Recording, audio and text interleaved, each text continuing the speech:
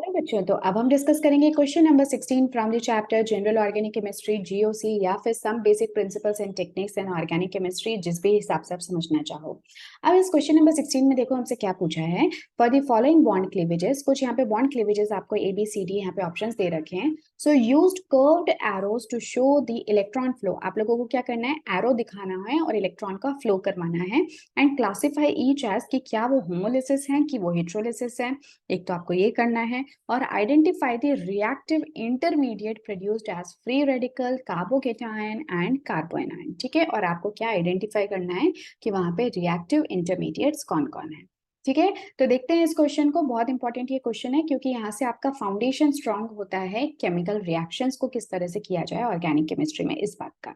ठीक है, तो यहाँ पे देखो सबसे पहले तो बॉन्ड क्लीवेज हो रहा है, तो आपको क्या करना है कि सबसे पहले आपको है ना, जो भी आपको रिएक्टेंट मॉलिक्यूल्स दे रखे हैं और जो आपको प्रोडक्ट मॉलिक्यूल्स दे रखे हैं उनको सबसे पहले एनालाइज करो।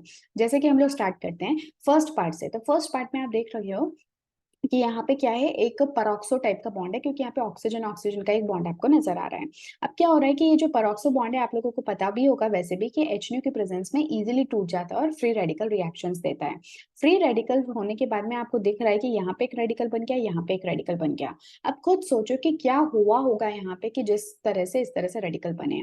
तो यहाँ पे जरूर एक होमोलिसिस क्लीवेज हुआ होगा, है ना। होमोलिसिस क्लीवेज आप सभी को पता होगा। होमोलिसिस, होमोलिसिस यानी कि लिसिस मतलब टूटना और होमो मतलब एक जैसे टूटना। तो जब भी होमोलिसिस क्लीवेज होता है ना, तो फ्री रेडिकल्स जनरेट होते हैं।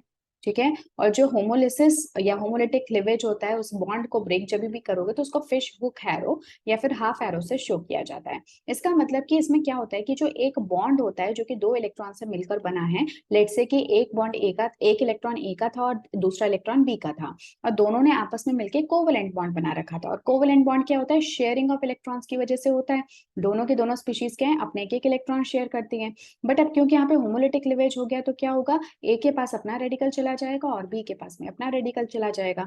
ठीक है, हालांकि फिर भी ये फ्री रेडिकल्स जो होते हैं ना, बहुत ज्यादा अनस्टेबल और रिएक्टिव होते हैं। ठीक है, हमेशा ध्यान रखना, बहुत रिएक्टिव होते हैं और फटाफट से जैसे ही रेडिकल बनेगा वैसे किसी और के साथ में जाके जुड़ जाता है। ठीक है, दूसरी तरफ अगर हम बात करें हेट्रोलिसिस की या हेट्रोलिटिक क्लीवेज की, तो हेट्रोलिसिस के अंदर है ना, हमेशा ही आयंस डेवलप होते हैं। यहाँ पे अलग अलग तरह के आपको बॉन्ड्स, सॉरी, एटम्स आप कहोगे देखने को मिलेंगे। अगर एक के ऊपर पॉजिटिव चार्ज है तो दूसरे के ऊपर नेगेटिव चार्ज होगा।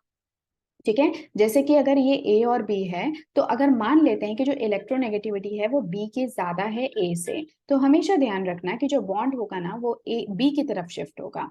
तो इसका मतलब ए के ऊपर आ जाएगा पॉजिटिव चार्ज और बी के ऊपर आ जाएगा नेगेटिव चार्ज। राइट, और ये ए पॉजिटिव मतलब क्या हो गया, ये आपका केटायन जनरेट हो गया और बी आपका नेगेटिव एनायन जनरेट हो गया। क्लियर है, चलो। तो अब देखो, अब हम लोग हमारा जो मेन क्वेश्चन है उसको करना स्टार्ट करते हैं।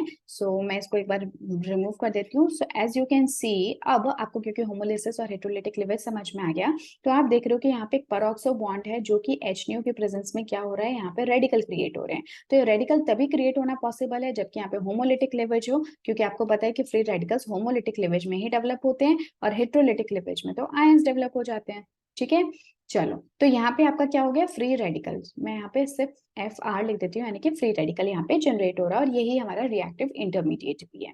ठीक है, उसके बाद में जो हमारा सेकंड पार्ट है उसको देखते हैं। तो यहाँ पे आपको क्या दिख रहा है, कार्बोनिल कंपाउंड दिख रहा है और OH माइनस दिख रहा है। और बाद में फिर स्टडी करो आप अपने प्रोडक्ट को, तो प्रोडक्ट में आप देख रहे हो कि माइनस चार्ज आपको इस कार्बन पे देखने को मिल रहा है। तो सीधी सी बात है, यहाँ पे क्या हुआ होगा कि कार्बोनिल जो होता है ना, उसका कैसा होता है, electron negative, electron withdrawing nature होता है। और इलेक्ट्रॉन विड्रॉइंग जो भी ग्रुप्स होते हैं वो क्या करते हैं, मॉलिक्यूल की एसिडिक बिहेवियर को इंक्रीज कर देते हैं, यानी कि हाइड्रोजन का डोनेशन अब इजी हो जाएगा। ठीक है, तो अब आप देख रहे हो कि यहाँ पे कार्बोनिल ग्रुप प्रेजेंट है और कार्बोनिल ग्रुप के एडजेसेंट पोजीशन पे जो कार्बन है उस पे क्या है, हाइड्रोजन है। तो ये हाइड्रोजन काफी ज्यादा एसिडिक हो गया कार्बोनिल के प्रेजेंस में। तो इस वजह से इस हाइड्रोजन को ले पाना अब इस बेस के लिए काफी आसान है। तो जैसे ही इसको लेगा तो पीछे क्या आ जाएगा, पीछे क्योंकि H+ बना के लेके चला गया तो दिस बिकम्स H2 और पीछे क्या आ गया, एक नेगेटिव चार्ज, एक कार्बन एनायन जो है वो यहाँ पे डेवलप हो गया। ठीक है, तो हमारा यहाँ पे जो एक इंटरमीडिएट आप कहोगे वो कौन है, कार्बन एनायन। ठीक है। इसी तरह से अगर हम लोग थर्ड पार्ट को देखें तो थर्ड पार्ट में आपको क्या दिख रहा है कि यहाँ पे एक अल्काइल ब्रोमाइड है, टर्शियरी अल्काइल ब्रोमाइड, और यहाँ पे आपको प्रोडक्ट में दिख रहा है कि Br माइनस बाहर निकल रहा है। तो बस Br माइनस को बाहर निकाल दो तो पीछे ये देखो क्या बच गया, कार्बन के ऊपर पॉजिटिव चार्ज। इसको आप क्या कहोगे, कार्बोकेटायन कह दोगे। ठीक है, तो कार्बोकेटायन इंटरमीडिएट हो गया। इसी तरह से अगर हम डी पार्ट की बात करें तो यहाँ पे बेंजीन रिंग है, और इस बेंजीन रिंग के अंदर आप देख रहे हो कि एक इलेक्ट्रोफाइल जाके जुड़ रहा है। ठीक है, अब जो इलेक्ट्रोफाइल होता है उसके ऊपर तो पॉजिटिव चार्ज होता है, तो जब ये इस बेंजीन रिंग के ऊपर जुड़ेगा तो बेंजीन के ऊपर भी क्या आ जाएगा, पॉजिटिव चार्ज आ जाएगा। कुछ इस तरह से मैं आपको दिखाती हूँ। सो दिस इज बेंजीन, और बेंजीन जब इलेक्ट्रोफाइल के साथ में जुड़ा, मतलब इलेक्ट्रोफाइल बेंजीन के साथ में जुड़ा, तो एक बार के लिए बेंजीन के ऊपर क्या आ गया, ई प्लस जाके जुड़ा, राइट। तो ई प्लस जब जाके जुड़ेगा तो जो बेंजीन है उसके ऊपर क्या आ जाएगा, पॉजिटिव चार्ज आ जाएगा। ठीक है, तो ये आ गया पॉजिटिव चार्ज कुछ इस तरह से। अब क्या हुआ कि जो डबल बॉन्ड है वो अपना इलेक्ट्रॉन दे देगा इसको, जिसकी वजह से जो कार्बन है साइड वाला, अब उसके ऊपर पॉजिटिव चार्ज क्रिएट हो गया। बाकी सभी बॉन्ड्स वैसे के वैसे ही हैं। ठीक है, और यहाँ पे जो पॉजिटिव चार्ज इस वाले कार्बन के ऊपर था वो अब सेटिस्फाई हो गया।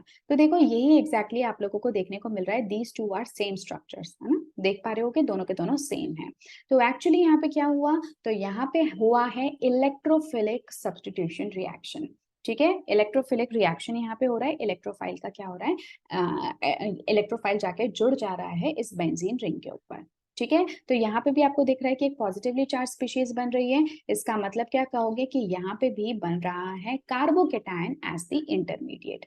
तो अब जो भी कुछ हमारे इंटरमीडिएट्स हैं उनको मैं हाईलाइट कर देती हूँ। तो फर्स्ट केस में फ्री रेडिकल, सेकंड केस में कार्बन आयन, थर्ड केस में कार्बोकेटायन, फोर्थ केस में कार्बोकेटायन इलेक्ट्रोफाइल के एडिशन की वजह से। और यहाँ पे जो एरो का मूवमेंट है वो मैंने आपको दिखा दिया है। तो फर्स्ट केस में आपका फिश होक एरो बनेगा, सेकंड केस में आपका जो एरो है वो OH माइनस से हाइड्रोजन की तरफ जाएगा, थर्ड केस में ब्रोमीन बाहर निकल जाएगा जिससे पॉजिटिव चार्ज आ गया, और फोर्थ केस में आप देख सकते हो कि इलेक्ट्रोफाइल का एडिशन हो गया। क्लियर, तो ये था आपका क्वेश्चन नंबर 16। इसका जो सोल्यूशन है वो भी मैं आपको यहाँ पे दिखा देती हूँ, आप टेक्स्ट पार्ट से देख सकते हो फॉर योर कंफर्मेशन। तो अगर ठीक है, ये आई थिंक आपको कोई डाउट तो नहीं होना चाहिए, बट स्टिल अगर किसी भी तरह का कोई डाउट इस टॉपिक से रिलेटेड आपके दिमाग में है, क्योंकि आगे आने वाले जो कई सारे क्वेश्चंस उसमें हम इसी तरह की चीजों को डिस्कस करने ही वाले हैं, बट अगर फिर भी अगर किसी पॉइंट पे आपको लगता है कि आपको कोई डाउट रह गया है, कोई कॉन्सेप्ट समझ में नहीं आया है, तो उसके लिए प्लीज आप लोग कॉमेंट सेक्शन में जाइए और वहां पे आप अपने डाउट्स को लिखिए, और जो भी कोई डाउट आपका होगा उससे रिलेटेड एक वीडियो बना के मैं उसको पक्का आपको कंफर्म कर दूंगी। ठीक है, तो बस यहीं तक रखेंगे हम इस वीडियो को क्वेश्चन नंबर 16 के साथ। नेक्स्ट क्लास में हम क्वेश्चन नंबर 17 को डिस्कस करेंगे। Till then take care, good bye, thank you so much and keep practising.